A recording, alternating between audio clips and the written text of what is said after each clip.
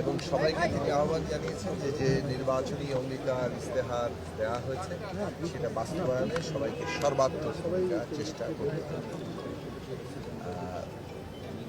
এই যে সর্বাত্মক চেষ্টা এটা এমনভাবে তিনি উপস্থাপন করেছেন, এটা আসলে কেবল একটা কথার কথা নয়, মানে অপ্রয়োজনীয় সময় যাতে ব্যয় না হয় এবং মূল কাজগুলো যাতে প্রাধান্য দেওয়া হয়, সেক্ষেত্রে অন্যান্য আনুষ্ঠানিকতা ধরনের আড়ম্বর ধরনের কর্মসূচিগুলো কিংবা প্রোগ্রামগুলোকে যথাসম্ভব পাশে সরিয়ে মূল যে কাজগুলো বিশেষত নির্বাচনী অঙ্গীকার এবং ইস্তেহার সেগুলো পালনে সচেষ্ট হতে হবে, ভূমিকা রাখতে হবে। এগুলো একটা। দুই হচ্ছে যে দুর্নীতির ব্যাপারে উনি খুব স্পষ্ট অবস্থান নিয়েছেন এবং তার গভর্নমেন্টের যে একটা ক্লিন গভর্নমেন্ট হিসেবে তিনি তার যে অবস্থানটা রাখতে চান সে ব্যাপারে সবাইকে সতর্ক করে দিয়েছেন যে কোনো মন্ত্রী কিংবা প্রতিমন্ত্রী কিংবা মন্ত্রী পরিষদের সদস্যদের কেউ যাতে ব্যবহার করে কোনোভাবেই একটা দুর্নীতির কোনো জায়গাতে যেতে না পারে, সেইটা খুবই কঠোরতার সাথেই তার অবস্থানটা তিনি জানিয়েছেন।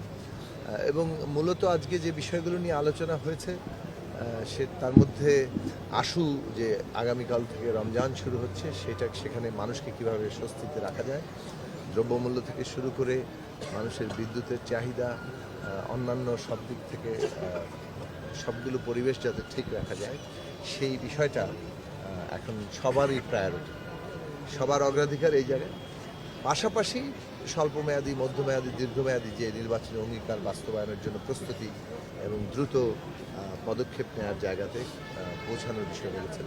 কিছু বিষয় যেমন নির্বাচনী অঙ্গীকারে ছিল কৃষি কার্ড, ফ্যামিলি কার্ড, সাথে ইমাম সাহেব সহ অন্যান্য ধর্মের পুরোহিতদেরকে বিশেষ ভাতা দেওয়া, সেটারও কীভাবে শুরু এই রোজার মধ্যে করা যায় সেই সব বিষয়গুলো নিয়েও তিনি আলাপ আলোচনা তুলেছেন এবং সবাই তার মতামত দিয়েছেন।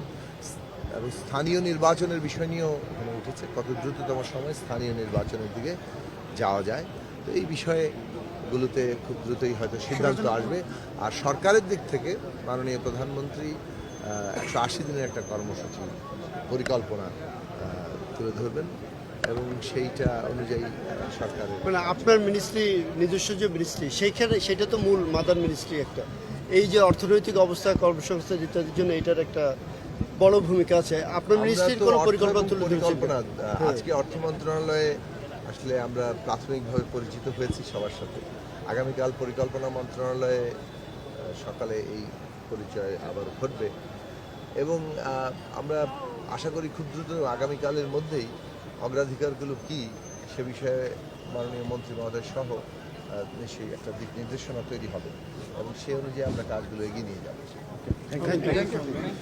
আপনি কি এখানে